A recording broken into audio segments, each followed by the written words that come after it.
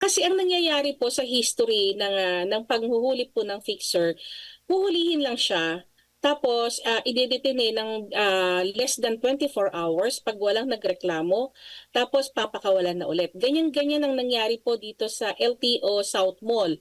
May nahuli, aktual, may pera, etc. Then afterwards po, malalaman ko na lang sa hepe na pinakawalan. Sana magkaroon po ng executive order kung hindi man po magagawa ng batas for the meantime kasi mahabang proseso. Kahit na lang po ang ating Pangulo o yung ating pong LTO chief, maghain po, tulungan po na makagawa ng isang executive order or isang policy. Hindi lang memorandum kasi ang memorandum po na inilalabas ng LTO, minsan may validity pag may nagbago po ng administrasyon ng LTO na susupersede po yung memo na inilabas. Na once na mahuli po sana ang isang fixer, automatic po siya. Magkakaroon po siya ng criminal case, criminal liability. Kasi bakit? Sasabihin bakit anti-poor? Hindi po.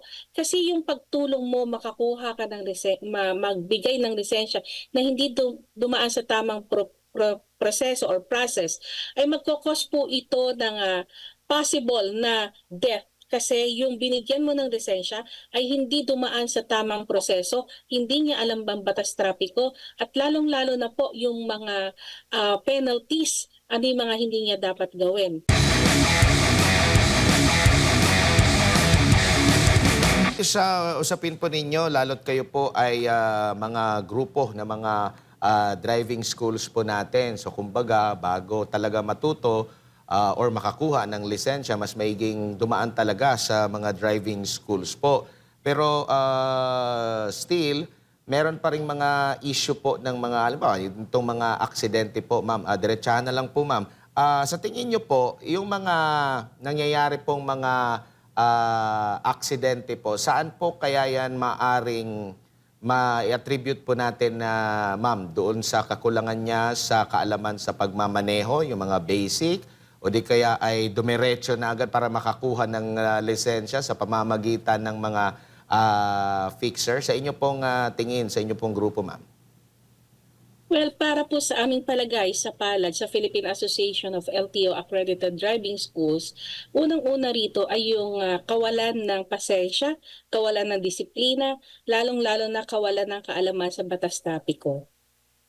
Opo. Pero kung susundin po yung mga itinuturo nyo po sa driving schools, ma'am, maiiwasan po ng todo-todo ang mga road crash incidents po?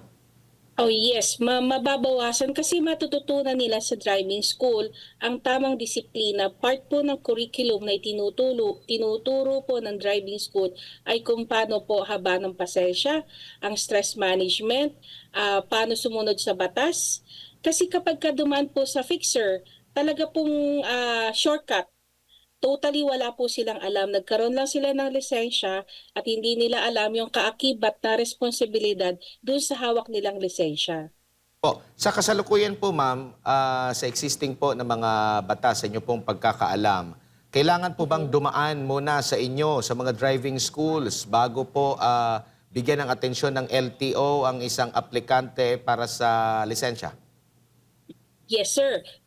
Nakalagay po sa batas na Republic Act 10930 na ang lahat ng kukuha ng lisensya ay dadaan sa stricter rule. Ibig sabihin, nakalagay din po doon na mag-undergo siya ng 15 hours theoretical driving course at 8 hours na practical driving course. Kapag ka po ang napili ng isang estudyante ay motor, mag-aaral po siya ng 8 hours sa paghawak at pagmamaneho ng motor. Kung naisipan naman po niya na matutunan din po ang pagmamaneho ng four wheels, another 8 hours po yon. So yung iba, ganon din po yung halimbawa, gusto rin niya matutunan mag-aral ng van, ng truck. That's another 8 hours, mag-a-add siya. Kaya lang po, ang nangyayari sa ngayon, because of the fixer, pinapackage nila. Pag binigay sa iyo yung lisensya, lahat ng code nandun. Ni isang batas nga, wala siyang natutunan or nalaman o narinig o hindi man lang siya nag-undergo. So ito po ang delikado sa ating kalsada. Kung ikaw man po ay edukadong driver, na nananahimik at maayos ka nagmamaneho, bigla kang babanggain ng isang hindi nag-aral, masakit sa ulo yon. Tapos sasabihin nila hindi nila kayang magbayad. So anong gagawin mo? So isa na rin po naging experience ko na um, talagang delikado na humawak yung mga walang kaalaman, hindi nag-undergo sa driving school, yung mga driver na ito, magkukos sila ng sakit ng ulo, sila yung nagpapagulo ng sistema ng daloy trapiko, singit ng singit, at yung mga e-bikes din, dapat din po ma-educate din po sila para alam po nila kung ano yung kaakibat na responsibilidad na hawak at ine-expect po sa kanila. Meron po ba kayong datos na hawak, ma'am? Or ano bang estimate ba na yung mga aplikante sa pagkuha ng lisensya ay minsan hindi na talaga dumadaan sa or hindi na o nag-aaral sa mga driving schools po at instead dumidiretso na lang sa LTO kasi meron silang ninong, meron silang ninang Yes. doon Opo, at opo. madali silang makakuha. Meron ba kayong datos na marami ba? Or may mga ano pa kayo? Marami po yun, sir. Marami talaga siya. Isa po sa nag-feed po sa amin. Halimbawa po, may katabi kang, yung isang LTO, no? May katabi siyang driving school. O yung mga proponent mismo ng driving, ng mga LTO. When you say proponent, sila yung nag-host, sila yung nagtayo ng LTO within the area. Mas marami pong pumapasok sa loob ng LTO kasi may mga kausap na po sila doon sa loob. At ang mismo pong nagpiprint na ng mga certificate, yung mismong sa loob. Pero hindi po nangyayari yan dito. Konti lang po dito sa Metro Manila. Kadalasan po yan sa mga malalayong regions na ang nagpiprint na po yung mismong mga empleyado na ipinapasa lang sa kanila nung mga kasamahan din po nila ng mga, alam yung ibang mga driving school din na gumagawa, kumakapit na po sa patalim, yung iba po na nauobliga po sila na sumunod na lang doon sa hinihingi sa kanilang mga certificates. Paano nyo naman po, kasi nabanggit nyo, may mga ano din talaga, mga driving schools na nakikipag-kontsaba sa mga ilang kawani ng LTO. Sa inyo pong hanay, paano nyo po pinupulis? Paano nyo po tinitingnan na walang mga ganito po sa inyong hanay na makipagkontsabahan dito sa issue po na ito? Apo. Para po sa amin, sa asosasyon po namin, ako po bilang kanilang pangulo, kinakausap ko po sila. Kapag ka po naman sila ay nahuli ng LTO, nabigyan po sila ng show cause order, kinakausap ko po sila at tinitingnan kung ano yung mga posibleng due process. Kapag ka po sila po ay natanggalan o na-revoke yung kanilang accreditation, definitely mawawala na po sila sa amin as miyembro po ng asosasyon. Pero tuwing po kami nagmi-meeting, tuwing po kami magpapa-congress, palagi po naming ulit-ulit na sinasabi na bawal nakalagay sa batas. Kapag ka naman po may kapwa miyembro at may nalaman po sila na kapwa driving school, yan ay kinakausap ko kaagad at ang sinasabi ko, kailangan sumunod ka sa batas. Kapag ka hindi naman po talaga, matigas naman po talaga ang ulo, siyan po ay sinasabi po namin sa LTO, sa Intelligence Division, o diretso po sa ASEC na mag-imbestiga sa hanay ng mga driving school sa area na ito. Ma'am, bago lang po si Partner Almar, ano po ang advantage sa talagang dumaan po ang isang aplikante sa mga driving school po kesa sa doon sa tinuturuan lang siya ng tatay niya, sinasama sa isang bakanteng sa kanilang subdivision, tinuturuan na magmaneho po, ma'am? Okay. Unang-una po, sa pagka nag-aral ka sa driving school, alam mo talaga ang batas trapiko, disiplinado ka, mahabang pasensya, alam mo i-handle yung stress at alam mo yung mga dapat at hindi dapat sa pagka nagmamaneho. Doon naman po sa tinuruan lang ng tatay, ng kuya, bago po maturuan o i-allowed ng LTO, hindi naman po pinagbabawal yon. Pero dapat, ang isang tinuturuan o ang isang estudyante pa lamang ay may hawak na dapat siya na student permit. Hindi po basta-basta tuturuan siya ng tatay niya dahil hihingiin pa rin po ng LTO yung TDC or Theoretical Driving Course certificate sa pagkuha po ng student permit at hihingin pa rin po ng LTO yung Practical Driving Course certificate pagkakukuha na po ng non-pro. So once na meron na po ang bata na student permit, yun po ang allowed. Pero dapat po ang magtuturo ay may hawak po na professional driver's license. At kung ang isa naman po yung estudyante, gagamitin niya yung student permit, magdadrive po siya sa kalsada, kailangan may kasama po siya na professional driver's license holder, na siya po ang, kumbaga sa magiging guardian habang po siyang nagmamaneho.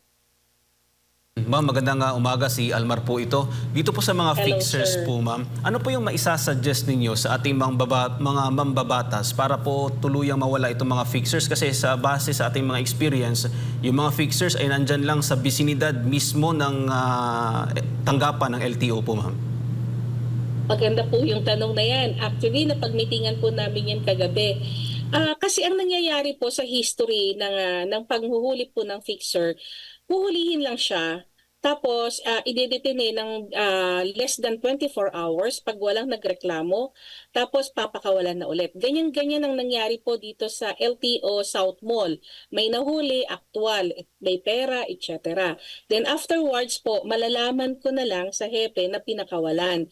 Sana magkaroon po ng executive order kung hindi man po magagawa ng batas for the meantime kasi mahabang proseso.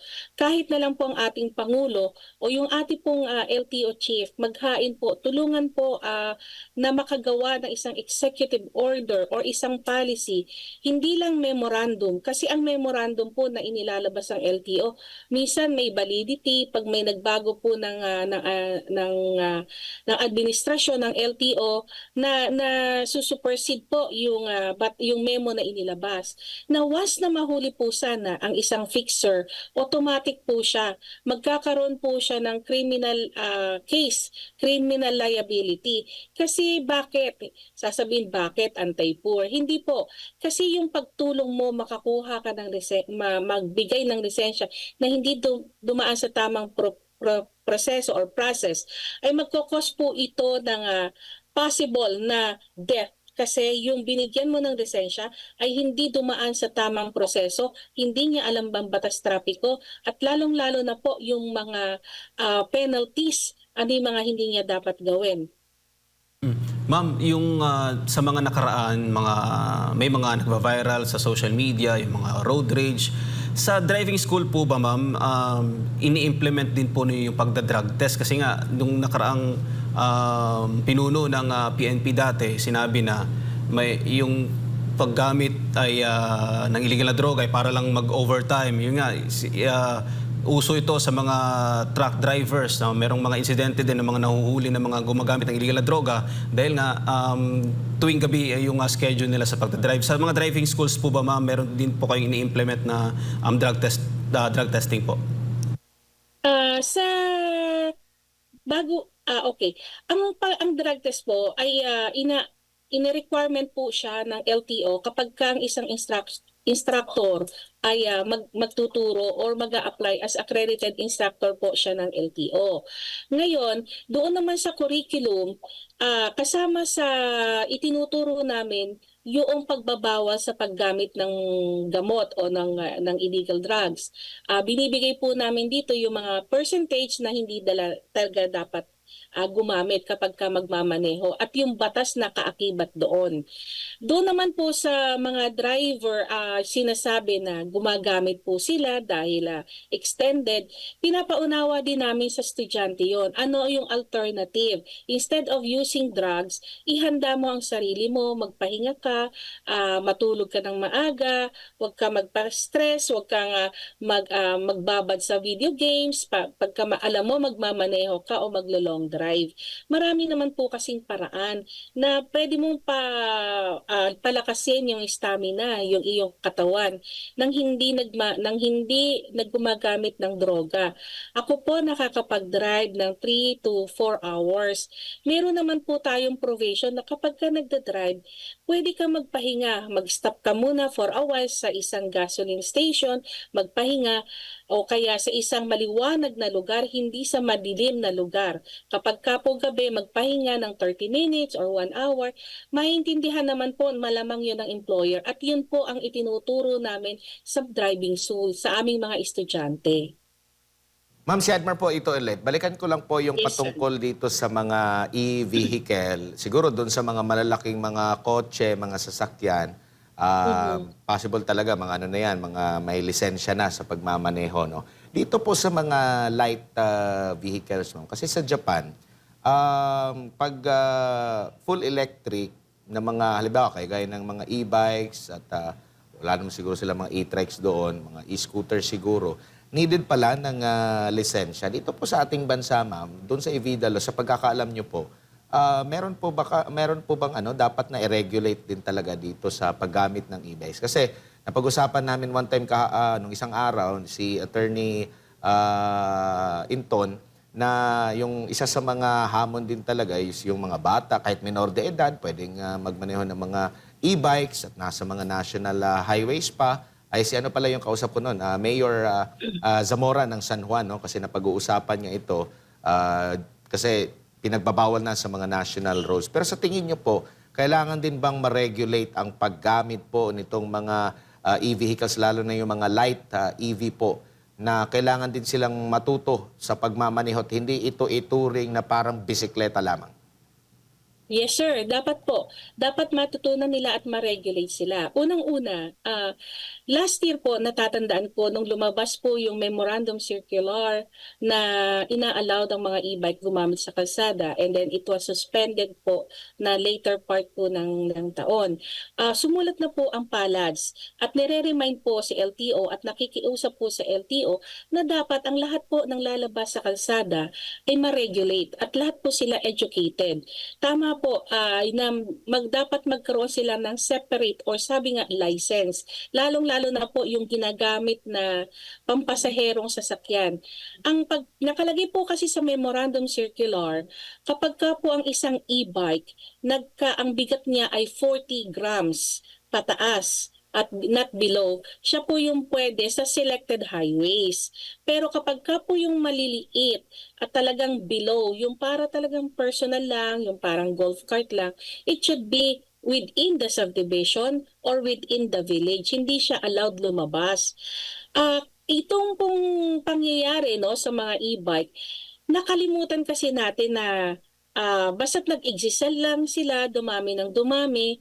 So sang-ayon po ako doon sa sinasabi ni Attorney Inton at napag-usapan din po namin kahapon na ang alam ko po, ire-regulate na rin po siya ng ating gobyerno, lalong-lalo na po yung LTFRB.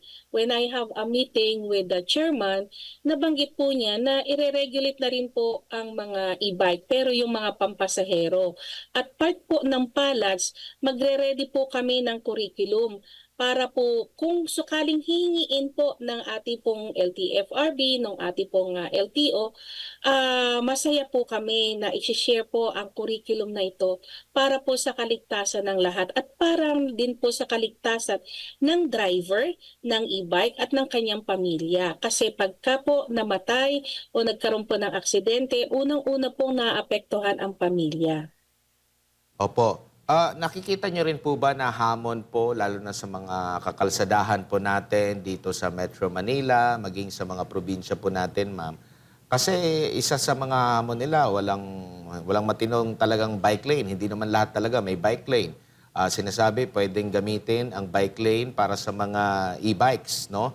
Mga e-scooters. Yung mga light lang talaga, mga below 50 kilos na klase po ng mga e-vehicle. Kasi itong e-trike, parang lagpas na ata din siguro ito ng 50 kilos. Hindi na The 50, yes. Opo, hindi na may tuturing yata na light vehicle. Yung mga LGU na maglaan po dito sa mga kalsada po natin, baka yun din po yung hamon, ma'am, Kaya needed din po, hindi lang puro tayo dito. Kasi bumibili sila sa mga ganitong klase ng mga gamit, mga electric vehicle dahil medyo mas mura and compare sa bibili ka talaga ng fuel generated ng mga motor.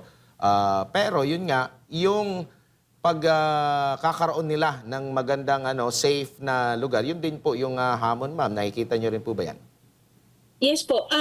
During the forum, na-mention ko rin po na yung LGU, since sila yung kumbaga maliit nilang bansa. I mean, it's a local. Maliit nilang lugar na kung saan sila ay nagmamanage. Alam nila ang structure, alam nila kung ano yung itsura ng kanilang barangay. So magkaroon tayo ng separate or pag-aralan ng planning po nila ang mga kalsada saan pwedeng dumaan na exclusive po sa mga e-bikes na hindi sila mapapahamak sa kalsada. Pangalawa, yung sinasabi na depende kung ano yung sukat ng kalsada, may mga highways kasi na wala nang hindi na ma-expand. Ang tangi lang na makikita po natin dito, yung yung pattern na ginawa po sa Las Piñas. Nagkaroon po siya ng alternative para naman po doon sa mga mamamayan po o mga residente po ng Las Piñas, nagkaroon po siya ng Friendship Road. Sana magkaroon din po ng mga friendship na ruta para po sa mga e-bikes. At bago po sila mabigyan o sabi nga i-allowed sa kalsada, magkaroon po ng initiative. Kami po, pwede po kaming magbigay ang palads ng simple po na road safety lectures bago po sila isalang sa kalsada. Nagbibigay rin po ang palads ng scholarship para pa po sa theoretical driving course nang matutunan muna nila yung basic knowledge at mga batas po sa trapiko. Siguro, Ma'am Marlene, baka meron po kayong gustong sabihin na hindi po namin naitanong, lalo na mensahe po sa ating mga kababayan po. Nasa inyo po yung pagkakataon, ma'am. Okay, para po sa ating po mga mamamayan at sa mga kukuha po ng lisensya, dumaan po tayo sa legal na proseso. Huwag po tayong magpatulong sa fixers. Iba po kasi talaga yung may alam. Mas maganda po, maglaan po tayo ng oras. May mga online na rin po na theoretical driving course. Pag-aralan po nating maigi. Kasi kapag ka po may alam, ligtas po tayo sa anumang posibleng ah, anumang posibleng disgrasya at iba po talaga yung may confidence ka na dumaan ka sa proseso, hindi ka dumaan sa legal na bagay. At pangalawa, lagi po nating susundin ang kung ano yung pinag-uutos sa atin ng LTO, kung ano yung pinag-uutos ng batas trapiko. Pangatlo, wag po gumamit ng droga, wag po kayo uminom ng gamot bago magmaneho. Habaan po natin yung ating pasensya. Wag po tayo na basta-basta na lang hahawak ng manobela, maghaharutan po sa kalsada. Igalang po natin yung ating mga kalsada, ang ating kapwa motorista, ang ating mga kapwa driver.